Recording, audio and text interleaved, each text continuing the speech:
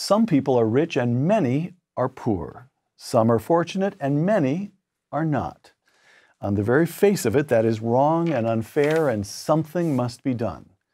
Or so you might think until you read the work of our guest today.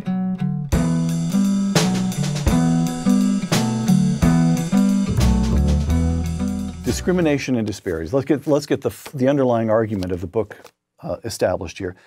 I'm quoting you again, Tom. The fact that economic and other outcomes often differ greatly among individuals, groups, institutions, and nations poses questions to which many people give very different answers. At one end of the spectrum, the belief that those who have been less fortunate are genetically less capable. That's the racist argument, essentially, all right? At the other end, the belief that those less fortunate are victims of other people. And that's the argument,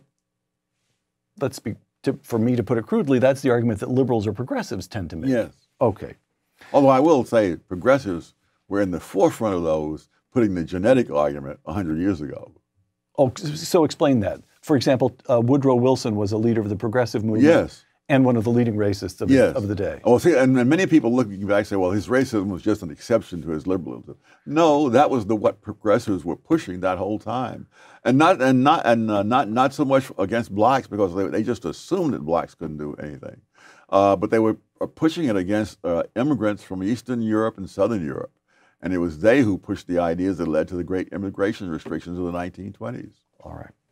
Again, discrimination and disparities. Disparities can reflect the plain fact that success in many kinds of endeavors depends on prerequisites peculiar to each endeavor, and a relatively small difference in meeting those prerequisites can mean a very large difference in outcomes. Close quote. Now, you illustrate that point by describing a sociological or psychological experiment that Professor Terman here at Stanford conducted at the beginning of the 20th century or so.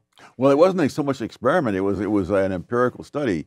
He picked something like 1,500 people who had IQs in the top 1%, and he followed them, or his program did, for a period of more than 50 years to see how they turned out.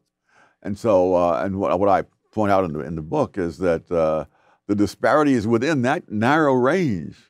The top third, for example, had more than 10 times as many postgraduate degrees as the bottom third among people who were all in the top 1%.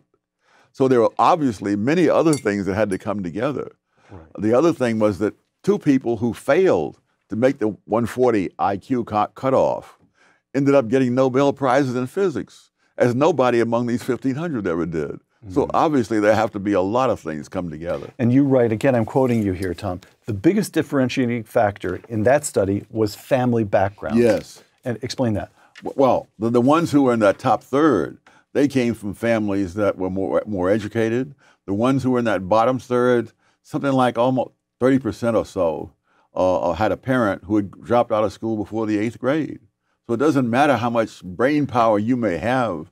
If you're not raised in a home where people are thinking, where they're doing intellectual things, you're not in the same position as someone with the same IQ who's in a family that has that kind of background. So the point is, you've got these 1,500 brilliant kids. You follow them for 50 years, and if nobody knew anything else about them, they'd say, gee, some of these people are relatively poor, and some of these people are relatively unfortunate by comparison with the others. And Tom Sowell says, well, the genetic argument is ruled out of bounds immediately because they're all brilliant. They're all in the top 1% in terms of smarts. But so is the argument that anybody victimized them. The principal factor that accounted for success as opposed to failure or ending up was family background. And that's really not victimization. That's a question of almost cosmic luck. Absolutely. What kind of family? That's right? Is that right? Yes. This is why I spend so much time on the difference between the firstborn child and the others. Oh, explain that. Well, I first became aware of this years ago when I came across some data on the finalists for the National Merit Scholarships. And in 5-child families, that finalist was the firstborn more often than the other 4 put together. And in 4-child families, that firstborn was the finalist more often than the other 3, and 2-child, wherever you do it. And the only child who does better than the firstborn is the only child. And then the other thing is that twins tend to have several points lower average IQ than people who are born one at a time. And so when you put all that together, it suggests that the amount of parental attention a child gets makes a huge difference in the future. I see.